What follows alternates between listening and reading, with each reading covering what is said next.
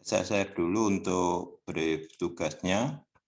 Jadi judul tugasnya adalah identifikasi dan investigasi karakter permukiman. Jadi di sini karena ini sampai pada investigasi, jadi investigasi itu adalah survei dan pencarian data secara mendalam, ya. Jadi secara detail begitu, ya. Kalau identifikasi itu mulai dari melihat, mengamati, ya, memahami, ya, sampai investigasi di sini menemukan poin-poin penting dan detail, ya, terkait dengan karakteristik permukiman, ya. Jadi nanti akan kita bagi berdasarkan kelompok untuk permukiman ini, ya. Jadi ada 7 kelompok, itu sudah kita bagi di grup, ya, untuk masing-masing. Namun sebelumnya saya akan menjelaskan terkait dengan karakteristik permukiman. Jadi karakteristik ini di sini merupakan ciri khas, ya. Jadi ciri khas atau yang spesifik. Ya, tentunya ciri khas itu hal-hal yang bersifat khusus, ya, tidak umum, tidak pada umumnya. Jadi saya harapkan supaya Anda bisa menemukan ciri khas, ya, hal-hal yang spesifik, hal-hal yang unik, ya, tentunya dalam mensurvei, mengamati, ya, membaca referensi dan juga menginvestigasi itu harus jeli, ya, harus jeli, ya, sehingga nanti ditemukan yang namanya karakteristik, ya. Jadi sifatnya tidak umum, tidak bisa Anda survei hanya sekilas, ya, sekilas melihat begitu, ya, tidak bisa, ya, apalagi cuman jalan moto itu saya pikir tidak akan menemukan yang disebut karakteristik, ya. Di ciri khas pada permukiman ini berkaitan dengan pertama fisik bangunan. Nah, ini fisik tentunya Anda bisa mengamati secara fisikal, ya. Jadi terkait dengan bentuk, struktur, material, ornamen. Nah, ini Anda bisa amati, ya. Meskipun secara fisik mungkin beberapa permukiman ada yang sama, ya, atau umum begitu, ya. Tapi diharapkan juga menemukan hal-hal yang khusus, ya. Misalnya, ya, kita mengamati fisik bangunan untuk permukiman atau perumahan elit, ya. Di situ terkait dengan bentuk. Mungkin bisa diamati style bangunan yang kekinian, ya, modern, terus modern minimalis, terus fungsional, ya, kubisme dan lain sebagainya. Nah, itu bisa teramati, ya. Struktur bangunan mungkin dengan beton, baja, ini bisa teramati. Ornamennya untuk di perumahan elit mungkin tidak terlalu banyak, hanya ornamen berupa garis yang simpel atau bentukan simbol yang simpel, begitu, ya. Terus material, ya, tentunya ini juga mungkin banyak kita temui material fabrikasi yang material modern, ya, mulai dari dinding plester, finishing cat, ya, terus material kaca, ya, material mungkin atap, ada yang menggunakan genteng beton atau genteng keramik atau glasur, ya. Ada yang juga menggunakan mungkin atap ini macam fiber, ya, atau polikarbonat dan membran misalnya. Nah, itu karakternya secara fisik kelihatan di situ. Tentunya karakter fisik bangunan ini akan berbeda dengan jika kita mengamati bangunan tradisional. Nah, tentunya dari segi bentuk, struktur, ornamen, material itu juga akan berbeda. Ya. Terus yang kedua, pola penataan bangunan dan lingkungan. Jadi ini pola tatanan massa. Karena ini tugasnya adalah konteksnya permukiman. Jadi permukiman itu kan kumpulan dari beberapa rumah begitu ya, atau banyak rumah ya. Jadi ini tata layoutnya, ada kawasan itu. Ya tentunya Anda harus mempunyai data minimal mungkin kalau dari Google kalau kelihatan. Kalau tidak ya bagaimana Anda bisa mengcapture ya dari suatu ketinggian ya, atau katakanlah drone dan lain sebagainya. Jadi ini terkait dengan pola tata massa kawasan ya di lingkungan itu sebagai objek studi ya. Jadi bisa menggambarkan bagaimana pola penataan bangunan dan lingkungannya. Ya, apakah pola klaster, apakah pola linier, atau pola radial, atau gabungan dari beberapa pola. Ya. Oke, selanjutnya pola tata ruang bangunan. Nah, kalau pola tata ruang bangunan ini sudah masuk ke denah building atau bangunan. Jadi dari karakter bangunan yang khas tadi, Anda masuk ke tata ruangnya. Ya, bagaimana ruang-ruang itu ditata begitu ya, mulai dari entrance, jalan masuk ke area bangunan ya, masuk ke teras, ruang tamu dan sebagainya ya. Jadi pola tata ruang bangunannya seperti apa.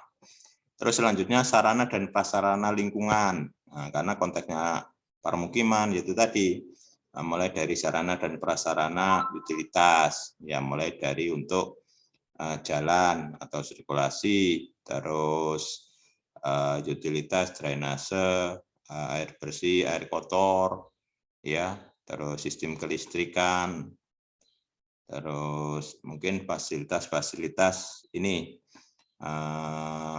umum, fasum ya, mungkin balai warga ya, ada untuk ruang serbaguna ya. Kalau di perumahan-perumahan elit misalnya ada clubhouse ya, terus juga ada pos keamanan, pos kamling ya kan, untuk posyandu dan sebagainya. Jadi fasilitas umum baik secara bangunan atau shelter begitu, atau maupun secara fasilitas lingkungan ya, utilitas ya. Terus yang terakhir kondisi sosial, ekonomi dan budaya. Nah, ini selain dari wawancara atau pengamatan ya, selain dari pengamatan perilaku dari masyarakatnya, kondisi sosial, ekonomi, dan karakter budayanya, mungkin Anda juga bisa melakukan wawancara ya tentang kondisi-kondisi non fisik ya. Kalau sosial, ekonomi, dan budaya itu kondisi-kondisi non fisik ya. Jadi seperti itu untuk kajian karakteristik permukiman, dan untuk setiap materi ini nanti ada penjelasan teoritisnya setelah penjelasan tentang ini sejarah ya, sejarah permukiman. Nanti kita masuk ke elemen permukiman mulai dari elemen fisik, elemen non fisik ya. Baik, terkait dengan tugas karakteristik permukiman yang dikaji seperti itu. Terus teknik penyajian nanti, tapi sebelum saya jelaskan terkait dengan teknik penyajian, ada yang ditanyakan silahkan.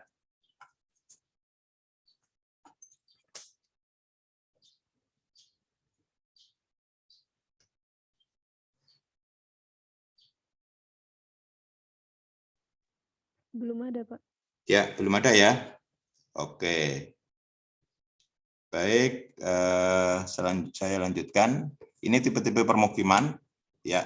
Jadi sebenarnya banyak sekali ya tipe-tipe permukiman, tapi saya ambil di sini 6 tipe ya. Dari 6 tipe ini saya sebar untuk penugasan tiap kelompok. Jadi ada yang tipenya sama, tidak apa-apa. Yang penting nanti objek case studinya berbeda, ya, lokasinya berbeda. Ya. Jadi yang pertama ada permukiman kampung tematik.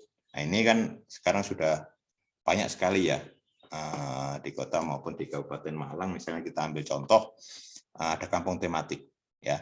Dan lokasinya tidak harus di Malang, ya. Mungkin sekarang Anda masih online di tempat masing-masing, silahkan, ya. Saya tidak membatasi lokasi, ya. Yang penting di Indonesia, masih di Indonesia aja. Ya, jadi permukiman kampung tematik sekarang kan sudah banyak ya kampung dengan mengangkat tema-tema tertentu, ya. Misalnya ada kampung budaya, ada kampung apa itu ya, banyak ya. Terus yang kedua permukiman tradisional, ya.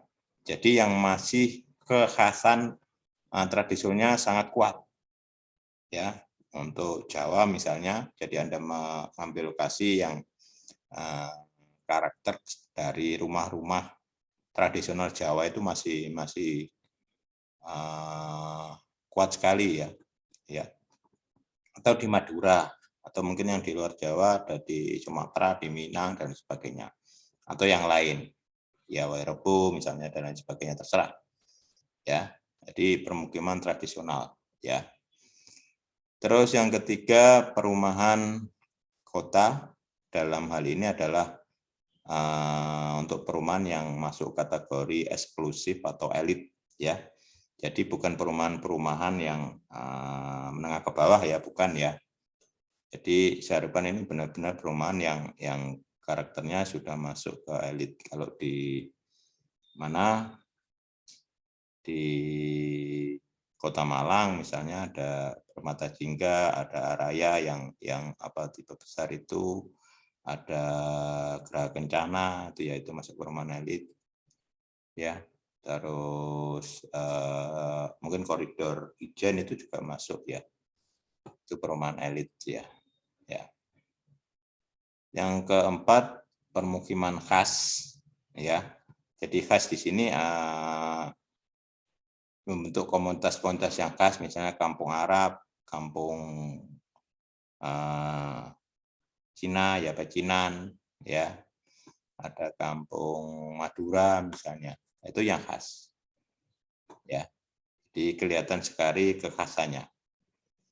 Yang kelima ada permukiman marginal. Ini permukiman yang ada di bantaran sungai, bisa. Jadi yang penting nanti dalam penyajiannya Anda ambil lokasinya jelas ya, area mana yang diambil ya. Tentunya juga pilih area yang menurut Anda dari hasil pengamatan itu cukup menarik begitu ya, menarik untuk dikaji maksudnya ya.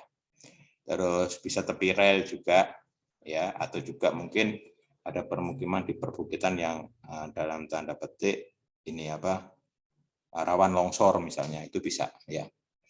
Yang terakhir yang keenam permukiman kampung wisata. Nah, ini juga sudah mulai banyak sekarang di Malang, di Batu ya, permukiman yang di branding ya menjadi kampung wisata. Nah, tentunya ada objek wisatanya di dalam kampung, ada fasilitas untuk homestay misalnya wisatawan, baik wisatawan lokal maupun wisatawan mancanegara misalnya ya. Jadi yang penting dari keenam ini nanti benar-benar saya bisa melihat oh ini masuk dalam karakteristik yang dimaksud ya. Jadi nanti setelah ini silahkan dari Anda masing-masing kelompok ya itu untuk mengajukan lokasi yang mau distudi ya. Jadi lokasinya di mana, terus kenapa lokasi itu Anda pilih. Ya, jadi tentunya saya harapkan ya karakteristik di sini itu benar-benar apa ya, unik ya, menarik ya. Itu ya. Jadi tidak dalam tanda petik yang biasa-biasa saja pada umumnya ya. tapi ada yang menarik. Sehingga saya harapkan hasil tugas ini juga nanti bisa istilahnya bisa dipublish ya sebagai kajian karakteristik permukiman ya yang mempunyai keunikan ya. Selanjutnya perlu saya sampaikan bahwa dari ke-6 ini masing-masing mempunyai tantangan ya terkait dengan karena aspek yang kita kaji itu nanti ada aspek fisik dan non fisik ya. Terutama untuk aspek non fisik, sosial, memahami kondisi sosial, ekonomi, budaya itu tidak mudah. Misalnya kalau Anda mau survei ke perumahan elit, itu tidak mudah loh ya untuk mencari data itu. Ya, mungkin perlu ketelatenan, kesabaran untuk mengamati mulai pagi sampai sore begitu. Jadi Anda mengamati permukiman ini tidak bisa sekilas. Ya. Sehingga Anda bisa menemukan karakteristik yang spesifik begitu ya. Oke, selanjutnya ini untuk kerangka acuan kerja atau KAK-nya. Jadi identifikasi dan investigasi karakteristik permukiman. Oh ya ini waktunya 1 semester ternyata. Jadi dikumpulkan UAS. Panjang sekali ya. Ya. Tapi saya harapkan nanti saya buatkan schedule untuk tetap report progress atau asistensi. Ya, asistensi akan kita lakukan 2 minggu sekali. Nanti saya bikinkan jadwal. Jadi saya harapkan karena memang ini tugas kelompok, waktunya cukup panjang, ya, hasilnya ya berkualitas. Ya. Jadi pertama prosedurnya di sini mahasiswa membentuk kelompok dengan jumlah 4 orang ya. Jadi 4 orang saja. Ya. Karena kalau mahasiswa nanti terlalu banyak, biasanya saya takut banyak ini ya, banyak penumpang gelap gitu ya. Jadi saya harapkan karena ini kelompok ya dikerjakan kelompok ya, dan kita fair. Saya sampaikan aja jika ada anggota kelompok yang tidak aktif, silahkan di-report ke saya ya, sampaikan ke saya Pak ini nggak aktif ya, nanti tentunya ada perlakuan yang berbeda ya. Jadi saya harapkan kerja tim tujuannya menghasilkan hasil tugas yang baik, maksimal, dan tentunya melatih Anda kerja tim, dan tentunya diharapkan beban tugas menjadi lebih ringan lah, jadi pagi gitu ya. Terus yang kedua, dosen membagi objektif pemukiman ke masing-masing kelompok, ini sudah ya, Anda silahkan cek di grup. Terus kelompok mencari objek atau lokasi permukiman berdasarkan tipe permukiman yang telah ditentukan dan mengajukan ke dosen untuk mendapat profil ya. Jadi nanti silakan diajukan ya. Jadi dijelaskan lokasinya di mana, terus kenapa Anda memilih itu ya. Tentunya ini ya Anda perhatikan itu tadi secara substansi bahwa permukiman yang Anda pilih sesuai dengan pembagian masing-masing kelompok objeknya, dan Anda sudah mempunyai gambaran awal lah bahwa permukiman itu menarik ya. Terus yang penting lagi untuk akses datanya juga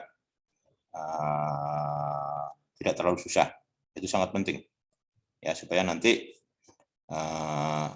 dalam proses pengerjaannya itu tidak ada kendala atau kesulitan ya. Yang keempat, kelompok melakukan survei ya. Jadi survei di sini ya. Jadi survei presiden ini bisa dari secara langsung ya. Jadi saya harapkan secara langsung memang, dan bisa Anda juga ada data sekunder ya. Bisa dari internet atau dari yang lain ya, terkait dengan lokasi itu ya. Jadi presiden terkait dengan karakteristik permukiman berdasarkan tipe permukiman yang telah disetujui tadi ya. Kelompok membuat laporan ya, jadi berupa report namanya report identifikasi dan investigasi karakter permukiman sesuai dengan nanti ada sistematikanya ya.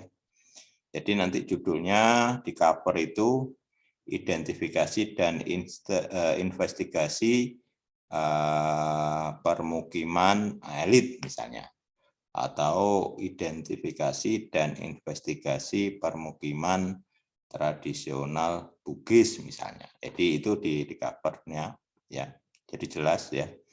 Terus kelompok wajib asistensi progres nanti kita buat schedule-nya. Kelompok wajib mendapatkan ACC kelayakan pengumpulan tugas. Ini harus Anda perhatikan bahwa saya memberikan tugas tidak hanya Anda ngumpul, tapi terkait dengan kualitas ya. Jadi nanti kelompok yang bisa mengumpulkan di akhir UAS nanti hanya kelompok yang sudah mendapat ACC pengumpulan. Selama tidak, ya Anda nggak bisa ngumpulin, ya. Dan artinya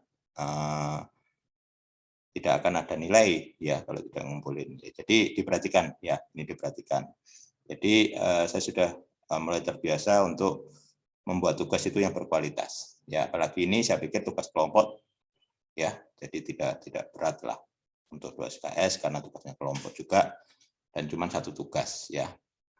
Terus terakhir kelompok mempresentasikan hasil laporan, ini 1 minggu nanti sebelum UAS, nanti kita schedule dan pengumpulan laporan pada saat UAS. Jadi nanti minggu ke-15 nanti ada presentasi tiap kelompok, dari hasil presentasi itu nanti mungkin ada masukan, ada revisi dan lain sebagainya. Nah, setelah itu seminggu setelahnya nanti setelah direvisi dikumpulkan pada saat UAS. Jadi seperti itu teknisnya ya terkait dengan kerangka acuan kerja untuk tugas ini. Sampai di sini ada yang ditanyakan, silakan.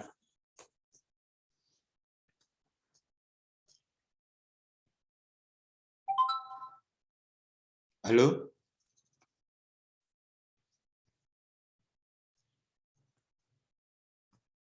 Masih belum? Ada, Pak, sepertinya. Sepertinya belum ada. Belum ya. Baik, Belum, Pak. ya. Lanjut, ini untuk ketentuan laporan, identifikasi dan investigasi karakter permukiman, format laporan 4 landscape, ya. Jadi nanti sebenarnya teknik penyajiannya bebas dalam artian nanti disajikan yang menarik seperti format-format majalah biasanya ya.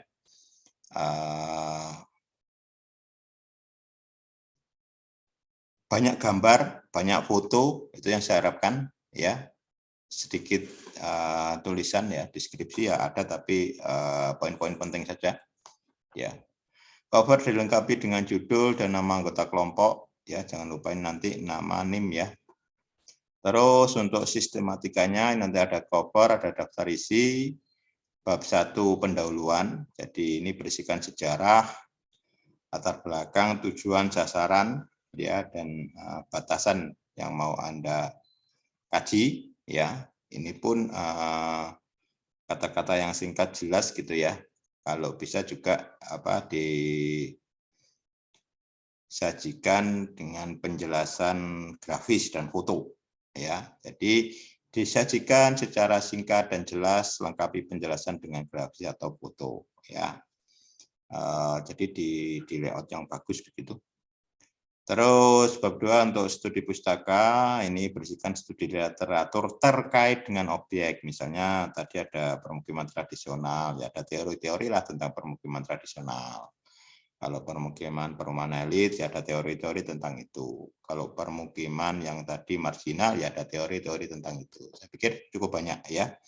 Disajikan juga secara singkat, jelas, utamakan penjelasan dengan grafis dan foto, ya karena saya harapkan nanti formatnya majalah dan cukup menarik lah.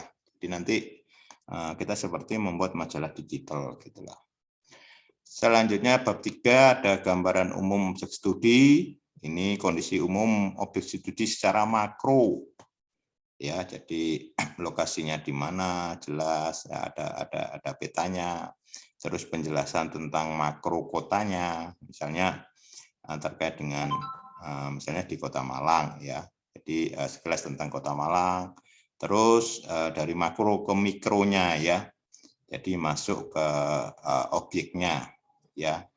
di Malang, lokasinya di titik mana, terus penjelasan tentang gambaran umum dari objek studinya.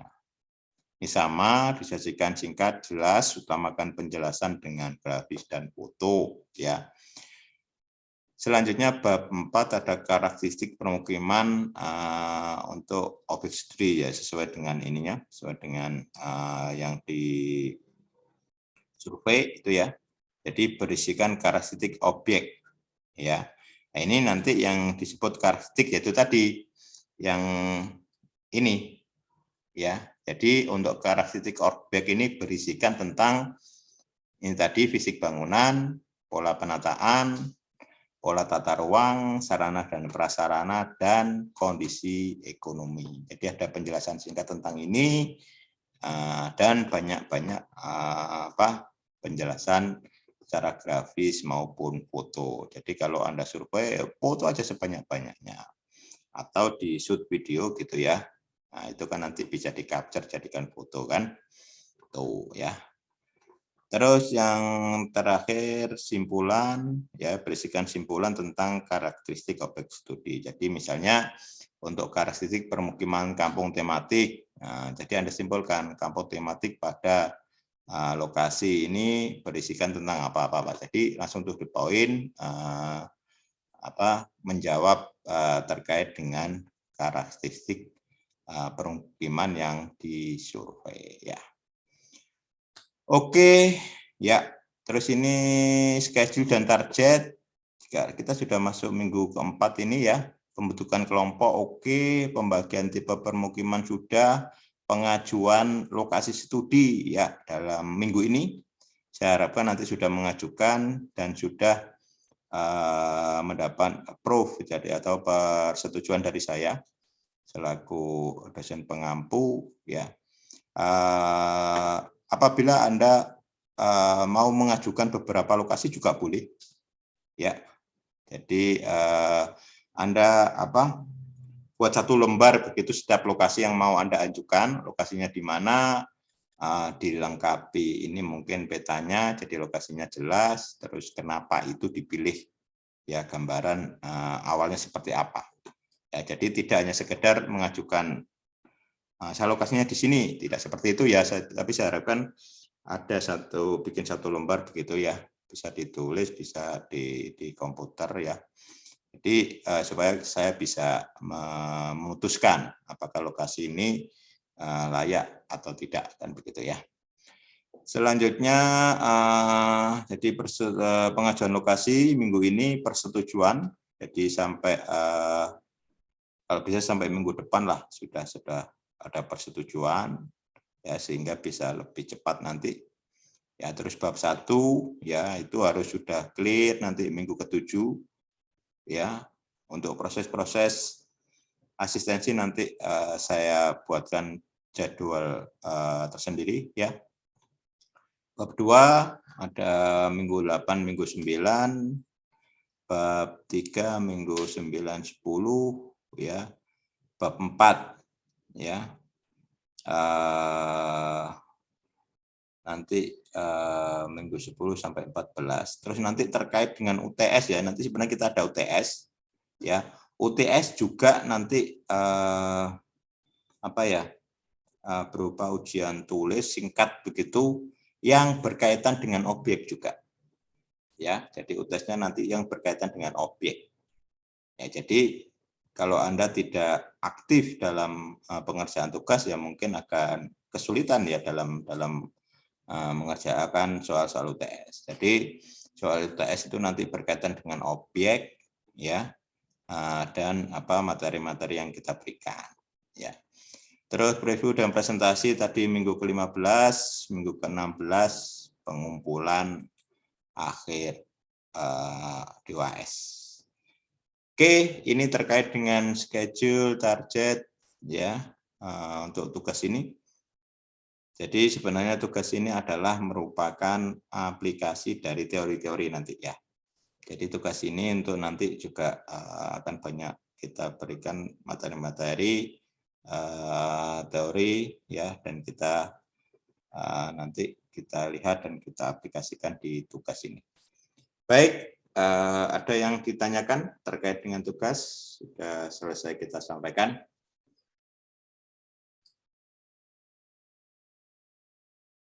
Silakan. Izin bertanya, Pak. Ya, yang agak keras dari siapa namanya ya? Saya Safa Bella, Pak. Oh, Safa. Silakan Safa. Untuk konteks isi dari tugasnya itu kan ada mengenai teori untuk studi literatur tentang permukimannya ya, Pak. Nah, Ya. itu untuk teorinya itu perlu dibandingkan dengan kondisi lapangan permukiman yang kita kaji atau hanya sebagai studi literaturnya saja, Pak? Oke, untuk teori itu hanya studi literaturnya saja. Ya, yang nanti istilahnya teori itu bisa merupakan data awal ya. Kalau teori ini kan data sekunder sebenarnya ya, untuk nanti melihat objek ya. Terkait dengan apakah di lokasi itu nanti sesuai atau tidak, ya itu nanti bisa disampaikan ya di karakteristik permukiman atau di simpulan. Ya, tapi kalau terkait dengan teori ya teorinya seperti apa, menurut siapa kan begitu, atau sumbernya dari mana kan begitu. Tapi kalau yang terkait dengan tadi membandingkan itu setelah Anda mengamati ya di karakteristik permukiman itu ya, itu nanti bisa disampaikan ya di situ bahwa oh karakternya seperti ini, sedangkan menurut teori yang atau referensi Anda dapatkan ternyata ada kesamaan atau mungkin juga ada perbedaan. Dan itu nanti temuan-temuan itu justru yang menarik untuk Anda sampaikan di simpulan. Begitu ya? Oh, iya, baik, Pak. Terima kasih. Ya, jelas ya? Jelas, Pak. Oke, ya. Silakan yang lain. Yang mau menanyakan terkait dengan tugas ini. Jadi tugasnya cuma satu saja karena kita 2 SKS saja. Tugasnya 1 dan UAS pengumpulannya, tapi saya harapkan nanti progresnya ya. Karena nanti jangan sampai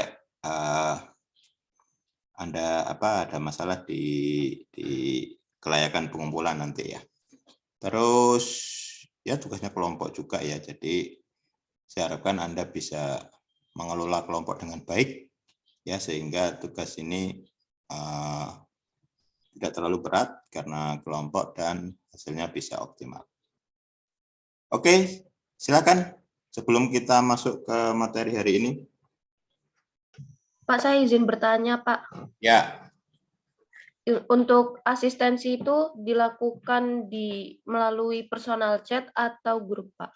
Semua komunikasi lewat grup. Ya. Saya tidak melayani yang berkaitan dengan perkuliahan ini yang personal chat. Paham ya? Baik, supaya Pak. apa? Supaya yang lain juga bisa saling belajar, begitulah maksudnya ya. Jadi semua komunikasi terkait dengan asistensi dan lain sebagainya, atau bisa jadi nanti di perkuliahan nanti 10-15 menit itu akan kita pakai untuk asistensi via Zoom, gitu ya. Kalau yang via grup juga nanti bisa. Jadi nanti di situ juga akan saya respon ya. Jadi semua komunikasi via grup ya. Jelas ya? Jelas, Pak. Terima kasih. Oke, ya. Satu lagi mungkin ada.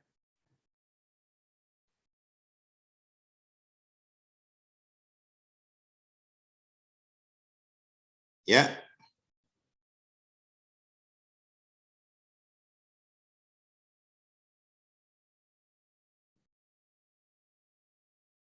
Nggak ada? Belum ada, Pak. Baik, kalau belum ada, oke lah nanti saya juga akan cek lagi nanti pertanyaan-pertanyaan yang sudah masuk ya. Nanti akan kita bisa komunikasi di sana ya. Baik, saya kira cukup untuk penjelasan tugas dan kita masuk ke materi hari ini terkait dengan sejarah perkembangan permukiman. Materi sudah saya share juga di ini ya, di e-learning ya. Jangan lupa Anda juga bisa download di sana atau nanti juga akan saya share di grup ya. Jangan lupa isi presensi untuk minggu ini. Baik, sejarah perkembangan permukiman ya. Sudah terlihat ya di layar Anda? Sudah, Pak. Sudah, Pak. Ya, sejarah perkembangan permukiman dalam struktur tata ruang kota. Jadi di sini akan kita kaji bagaimana sejarah perkembangan permukiman itu dalam konteks tentunya permukiman tidak bisa terlepas dari perkembangan sebuah kota ya. Jadi ini mulai dari sejarah perkembangan permukiman di dunia ya. Di sini bagaimana awal perkembangan sebuah permukiman ya, dari berbagai periode mulai dari masa prasejarah ya. Jadi di sini sejarah permukiman dimulai dari elemen inti yang paling kecil yaitu home atau rumah ya. Pada masa prasejarah ya, di mana rumah ini sebagai tempat untuk berlindung ya dari atau menyelamatkan diri dari bahaya yang ada di lingkungan alam ya, binatang, manusia lain ya, alam dan cuaca ya. Terus tempat menetap sementara ya, karena pada zaman ini masih nomaden atau berpindah-pindah ya. Ini juga berdasarkan migrasi dari hewan buruan dan juga sumber daya makanan ya. Di manusia sangat tergantung bahan makanan semuanya dari alam ya pada masa ini ya. Terus bentuk hunian masih berupa gua dan pohon ya, jadi memanfaatkan potensi yang seluruhnya ada di alam ya. Selanjutnya perkembangan selanjutnya di sini manusia melalui membuat hunian sendiri dengan memanfaatkan kulit hewan dan kayu ya. Ini masih sumber yang ada di alam ya, yang sifatnya atau karakternya ini mudah dibongkar pasang ya. Ini ditemukan di sejarah suku Indian ya di Amerika pada abad 19 ya sebelum Masehi. Selanjutnya rumah juga dibuat dengan menggali tanah ya, dan atap dari kulit hewan ya, atau juga pelepah pohon begitu ya, daun dan sebagainya ya. Dan juga ada pemburu mamon di sini jenis gajah pada masa prasejarah. Ini di daerah tundra Rusia ya. Ini pada masa prasejarah.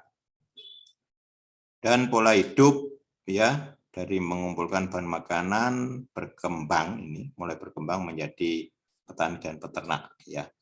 Ini tentunya akan berpengaruh pada bentuk hunian ya. Rumah menjadi lebih permanen ya. Terus mulai terbentuk komunitas begitu, perkampungan atau desa ya. Ada juga ruang-ruang untuk berkumpul ya, dari beberapa kelompok rumah ya, atau yang disebut dengan courtyard ya. Di rumah mengelilingi jalan ini merupakan cikal bakal dari terbentuknya kota ya.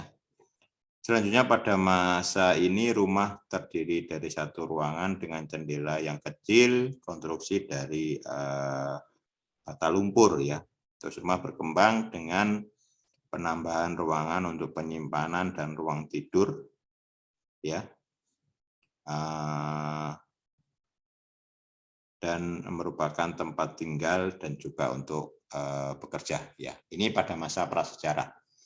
Selanjutnya pada masa Yunani dan Romawi, ya, ini sudah ada modifikasi, ya. Jadi orientasi rumah ini masih orientasi ke dalam, ya, dengan modifikasi dengan menambah kolom-kolom bangunan, ya. Terus juga sudah dilengkapi dengan altar sebagai tempat pemujaan, ya. Terdapat pemisah antara ruang publik untuk pria dan wanita, ya. Karena pada masa itu wanita masih dianggap sebagai warga kelas 2, ya. Terus pada masa Romawi, ya, ini sudah bentuk rumah sudah mulai berkembang, ya, dengan penambahan jendela, ya, dengan bentuk-bentuk yang lebih kompleks, yang lebih rumit, ya. Terus juga sudah munculnya hiasan, ya, ornamen, ya. Selanjutnya juga ada ruang-ruang yang sudah mulai berkembang, ruang tidur, ruang makan, ruang keluarga, ya. Jadi pada masa ini sudah cukup perkembangan cukup kompleks, ya. Dan pada masa ini juga sudah mulai ada rumah bertingkat, ya, untuk memenuhi kebutuhan dari penghuninya, ya. Pada masa ini di kejayaan Yunani dan Romawi, ya, sudah muncul yang namanya apartemen berlantai 6 dan 7, ya. Ini banyak ditemui di rumah-rumah pada kota-kota Romawi, ya. Jadi ini merupakan kota yang cukup maju pada zaman itu, ya. Selanjutnya pada abad pertengahan atau medieval di sini, ya, ini sudah berkembang perdagangan hasil pertanian, ya, sehingga tercipta kota-kota yang dalam bentuk klaster-klaster begitu, ya, yang sudah memiliki benteng untuk perlindungan dari sebuah kota itu, ya, dengan karakter kota medieval, ya, di zaman pertengahan ini. Bentuk batu dari rumah adalah bentuk 2 lantai, ya, itu bentuk baru, ya, maksudnya. Bentuk dari rumah ini sudah bertingkat, ya, di mana untuk lantai 1 untuk tempat bekerja dan berusaha, ada kantor, ada toko, ada gudang, ya. Sedangkan di lantai atas untuk tempat tinggal atau yang lebih privat, ya. Pada masa ini orientasi rumah ini sudah menghadap ke dalam, keluar, ya, ke jalan, ya, bukan lagi ke dalam pada masa sebelumnya, ya. Dan pertumbuhan kota, ya, yang cukup pesat ini membuat masyarakat ini membangun rumah yang sudah saling berdempetan begitu di sepanjang jalan, ya, sebagai akses utamanya, ya. Dan rumah ini cukup bergantung pada cahaya dan sirkulasi udara dari muka dan belakang, ya, karena dari samping-samping sudah cukup rapat begitu, ya. Jadi untuk perencanaan ventilasi, lubang pencahayaan itu mengoptimalkan yang dari depan dan belakang, ya. Dan pada masa akhir pertengahan di abad 19 ini sudah tercipta prototipe rumah yang dipakai oleh keluarga tunggal, yaitu rumah deret, ya. Jadi sudah muncul, ya, bentuk couple di perumahan ini, ya. Selanjutnya pada masa Renaissance, ya. Jadi di sini kaum bangsawan ini sudah mulai membuat rumah dengan satu fungsi yang menjadi karakter rumah di masa modern dengan terpisahnya tempat kerja dan rumah. Jadi kalau yang tadi lantai 1 untuk tempat bekerja, lantai 2-nya untuk tempat tinggal, tapi kalau di sini sudah terpisah, ya, di tempat yang berbeda antara rumah dengan tempat bekerja, ya. Dan tampilan rumah pada masa itu ini jendela kaca yang besar, dan pemakaian fasad yang seragam, berbentuk hiasan garis-garis lurus, jendela dan pintu. Ini Anda bisa melihat atau mengecek ya untuk arsitektur pada masa Renaissance ya. Selanjutnya pada masa industrialis ya. Jadi ini di era revolusi industri ya. Di ekonomi berdasarkan manufaktur dan bergerak ya, sangat dinamis ya. Pemisahan rumah dari tempat kerja ini merata pada semua lapisan masyarakat ya. Pertumbuhan daerah bisnis di tengah kota membuat daerah perumahan ini bergeser ya. Jadi kota sebagai pusat bisnis, sehingga kawasan permukiman dan tempat tinggal ini sudah bergeser ke arah luar kota. Ya, sehingga di sini terjadi variasi tempat tinggal ya. Mulai dari rumah tinggal yang bergaya Victorian ya. Biasanya untuk rumah dengan ruangan yang cukup banyak ya.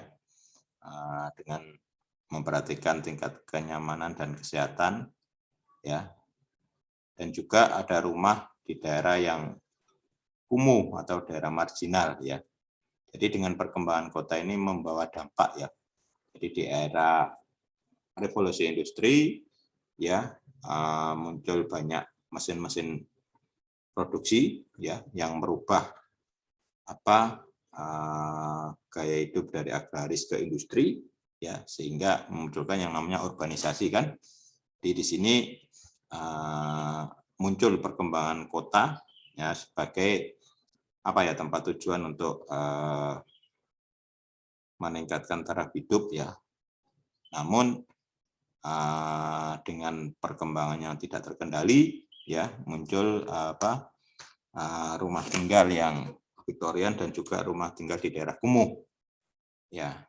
Ini daerah-daerah tepi sungai dan sebagainya ya. Jadi satu rumah tinggal ditinggali oleh beberapa keluarga, tidak permanen, kurang sehat, dan tidak nyaman. Jadi ini suatu kondisi yang sangat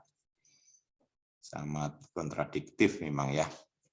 Selanjutnya pada masa industrialisasi ini perkembangan teknologi ya. Perkembangan teknologi termasuk teknologi bangunan ini membawa pengaruh yang pesat, dan teknologi material biasanya ya. Membawa pengaruh pesat pada bentuk dan lokasi rumah ya. Jadi dengan ditemukannya baja, terus elevator ya, pembangunan yang bisa berpotensi dan mendukung pembangunan apartemen berlantai banyak ya, penemuan angkutan massal ya, mobil menyebabkan lokasi rumah ya beralih ke pinggiran kota, rumah-rumah bermasa tunggal ya, dengan penambahan ruang garasi untuk tempat penyimpanan mobil dan lain-lain ya. Jadi ini perkembangan teknologi dan industrialisasi termasuk industri bahan bangunan, struktur bangunan, dan juga industri mobil ini membawa pengaruh ya terhadap tata ruang dan desain dari rumah itu sendiri ya. Selanjutnya pada masa modern ya, pada masa ini di masa modern mulai berkembang ya dari perkembangan permukiman pada masa sebelumnya ya. Jadi rumah sudah dibangun dengan mass product ya, adanya keseragaman bentuk rumah ya, baik rumah bermasa tunggal, rumah deret, sistem couple tadi ya, ataupun apartemen ya. Jadi orientasinya memang sudah industri untuk membangun rumah ya. Adanya beberapa orientasi ya, baik ke jalan maupun ke taman dalam ya.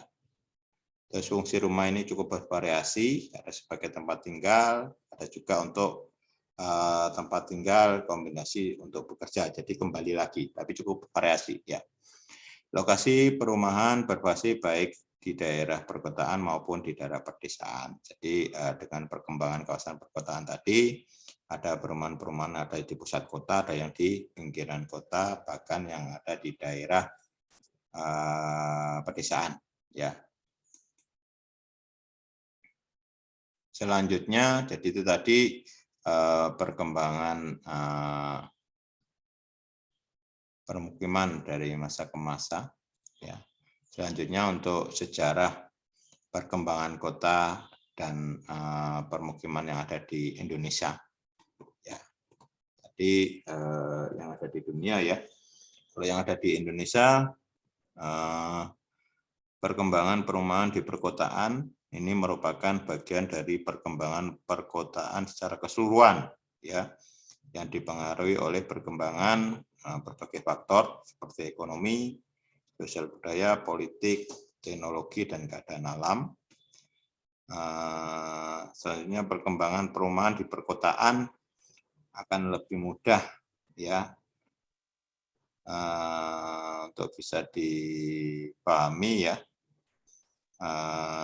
dengan perkembangan kota yang ada di Indonesia sebagai dampak dari berbagai faktor yang mempengaruhi dari perkembangan kota itu sendiri. Ya, jadi perkembangan sebuah kota itu akan sangat mempengaruhi dari perkembangan permukimannya. Ya, jadi terutama yang ada di pusat-pusat kota, ya. Perkembangan dari mulai dari pusat perdagangan, pusat bisnis, pusat industri, nah, itu akan mempengaruhi pola dari perkembangan permukimannya. Selanjutnya, kota dapat menunjukkan ciri dari berbagai zaman dan budaya yang mempengaruhinya. Jadi di sini karakteristik dari sebuah kota, ya, itu tidak lepas dari perkembangan budaya yang ada di kota itu, ya, yang tentunya akan seiring dengan perkembangan dari penduduknya, ya. Selanjutnya kota tumbuh menjadi lebih besar, jadi perkembangan dari permukiman pedesaan, ya, yang sudah ada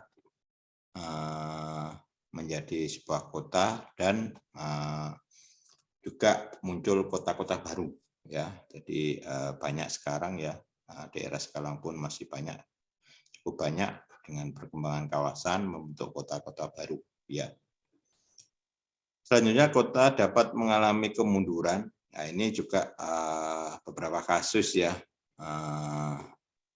Ada kota yang mengalami kemunduran, ya, ada di Banyumas, di Situbondo, di Bondowoso, ya. Jadi ini biasanya untuk kota-kota yang tidak bisa berkembang atau perkembangan dari kota itu tidak signifikan, ya. Dari dulu hingga sekarang ya perkembangannya mungkin tidak terlalu signifikan, dan saya pikir kita bisa amati banyak juga di kota-kota lain dalam skala kabupaten, ya. Ada yang cukup berkembang, ya. Mungkin saat ini untuk beberapa yang ada di sini, misalnya Situbondo, Bondowoso juga sudah mulai berkembang, tapi juga ada beberapa daerah yang relatif stagnan, begitu ya. Kota dapat lenyap sama sekali ditinggal oleh penduduknya. Ini juga bisa terjadi, ya. Kota-kota yang hancur akibat bencana alam. Ya, misalnya berdasarkan hasil mitigasi bencana, misalnya yang kemarin ada erupsi ya di Gunung Merapi, di Gunung Semeru, begitu ya. Jadi ada area-area permukiman yang masuk dalam kawasan zona merah. Nah, itu kan harus ditinggalkan. Ya, dalam artian untuk menjaga keselamatan, ya. Jadi mereka akhirnya direlokasi ke daerah yang zona hijau atau zona aman, ya. Zona kuning pun atau zona waspada juga sangat berisiko, ya. Terus juga ada juga kota-kota yang mengalami kemunduran akibat kemunduran juga kegiatan ekonomi, ya. Mungkin kita bisa melihat dari beberapa kota yang dulu berkembang sangat pesat, misalnya di Pasuruan. Kalau di Pasuruan kan dulu merupakan pelabuhan yang cukup besar ya sebagai penghasil gula ya pada waktu itu. Tapi kita bisa melihat area-area bekas pelabuhan itu sekarang sudah mengalami kemunduran ya. Dan banyak ya beberapa kota yang pada masanya cukup jaya tapi sudah bergeser gitu ya. Terus ada kota-kota tua di Indonesia yang sulit dikenali ya. Jadi bahan bangunan yang tidaklah lama. Jadi ini berdasarkan sejarah ya. Jadi sudah mungkin hilang ya. Jadi kota-kota mungkin di zaman yang cukup lama ya sebelum kemerdekaan, zaman-zaman kerajaan gitu ya. Tapi sudah tidak teridentifikasi lagi karena sudah lapuk ya, karena banyak kayu, bambu, daun dan sebagainya ya. Tinggal puing-puing atau mungkin yang berupa petilasan itu yang masih kelihatan ya. Ya. Lokasinya yang pasti dan pola kotanya, ciri utama ini untuk kota kuno ya, yang masih dapat dikenali dari hasil catatan sejarah ya, misalnya dari Kerajaan Sriwijaya, Kerajaan Majapahit dan sebagainya ya. Selanjutnya di sini kota dan permukiman ini sebelum masuknya pengaruh Eropa ya. Ini mulai dari masa sebelum masuknya pengaruh Eropa khususnya untuk kebudayaan dari kolonialisme ya Belanda ya. Nah, di mana kota-kota di Indonesia ini tumbuh dan berkembang ini di bawah pengaruh dari Hindu dan Buddha dan disusul dengan kebudayaan Islam ya, kerajaan Islam yang pertama gitu ya. Selanjutnya kota-kota yang pada masa lalu merupakan pusat-pusat dari kerajaan dan perdagangan ya. Pada masa kerajaan ya, misalnya yang terlihat sekarang di daerah pesisir utara ya, itu banyak beberapa daerah yang masih bisa dilihat ya. Selanjutnya kebanyakan pola tata ruang kota-kota kerajaan di Jawa ini seperti yang masih ada sekarang ya, pola kota kerajaan Yogyakarta dan Surakarta ini mengikuti pola dasar dengan memperhatikan empat mata arah angin ya, utara, selatan, barat, timur ya. Itu terkait dengan karakteristik ya untuk kota-kota pada zaman kerajaan. Oke, selanjutnya ini bisa Anda baca ya terkait dengan karakteristik kota-kota pada zaman kerajaan ya.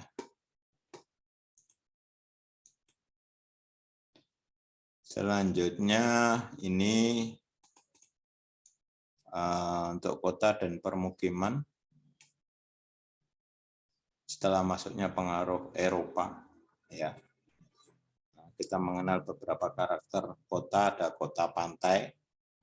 Ini kenapa kota pantai? Karena pantai itu merupakan akses utama untuk lalu lintas perdagangan ya, baik regional maupun internasional.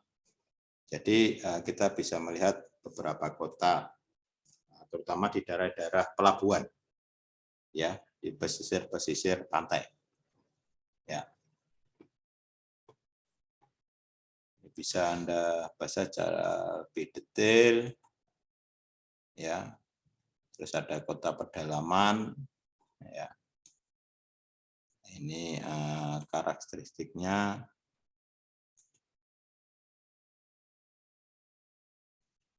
Oke, selanjutnya ini setelah kedatangan bangsa Eropa, ini juga akan membawa perubahan kepada perkembangan kota di Indonesia. Ya. Dan peninggalannya sampai saat ini masih ada yang disebut dengan struktur kolonial itu ya. Kota-kota tua ya. Itu kan kebanyakan berarsitektur kolonial. Ya. Oke, selanjutnya kota dan permukiman pada masa Hindia Belanda sampai kemerdekaan, ya. Ini juga masih banyak kita bisa identifikasi, termasuk rumah-rumahnya ya, atau permukiman pada zaman kolonial, ya. Kalau di Pasuruan itu masih cukup banyak ya. Terus di Malang juga ada untuk permukiman-permukiman bergaya kolonial, ya. Oke, jadi itu terkait dengan karakteristik kota, secara detail dari materi yang sudah kita share, Anda bisa baca ya terkait dengan sejarah permukiman, ya. Baik permukiman dan kota di dunia maupun di Indonesia dari masa ke masa. Baik, itu materi yang kita bisa saya sampaikan karena ya sejarah banyak yang bisa Anda baca lebih detail. Ya, oke. Sampai di sini ada yang ditanyakan, silakan.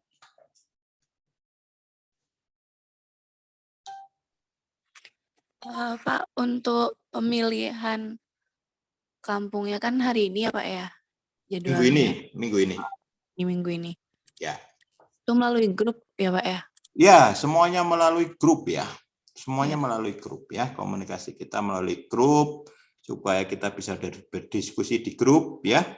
Jadi langkah yang harus Anda lakukan, Anda mencari lokasi ya.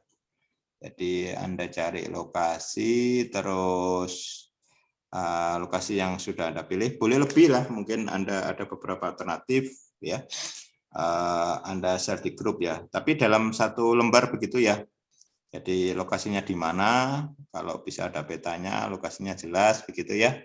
Terus kenapa lokasi itu Anda pilih ya. Keunikan apa yang data awal Anda dapatkan begitu ya. Karena nanti tentunya lebih detail kalau Anda sudah survei secara detail kan. Nah, itu yang penting. Ya, kenapa lokasi itu Anda pilih, dan terus kesesuaian dengan topik masing-masing kelompok tentunya. Gitu ya. Jadi dalam minggu ini ya. Berarti buat data lokasi dan Ya, dulu yang diusulkan gitu ya dalam satu lembar gitu loh. Nanti Anda share di grup, nanti kita komunikasi lah di situ ya. Terus itu kita usahakan dalam minggu inilah sudah approve semua, sudah saya setujui semua.